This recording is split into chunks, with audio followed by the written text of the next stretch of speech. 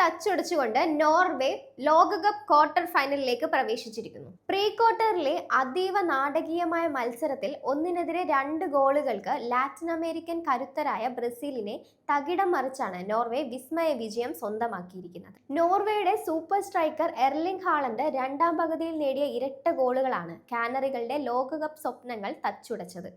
മത്സരത്തിലുടനീളം നിരവധി സുവർണാവസരങ്ങൾ ലഭിച്ചിട്ടും അവയൊന്നും ലക്ഷ്യത്തിലെത്തിക്കാൻ കഴിയാതിരുന്നതാണ് ബ്രസീലിന് കനത്ത തിരിച്ചടിയായത്.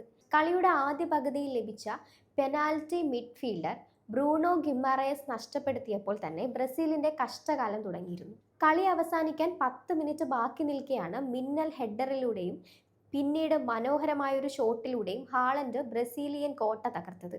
ഇഞ്ചുറി ടൈമിൽ ലഭിച്ച പെനാൽറ്റി ലക്ഷ്യത്തിലെത്തിച്ച് സൂപ്പർ താരം നെയ്മർ ബ്രസീലിനായി ഒരു ഗോൾ മടക്കിയെങ്കിലും കാനറികൾക്ക് രക്ഷപ്പെടാൻ അതൊട്ടും പര്യാപ്തമായിരുന്നില്ല.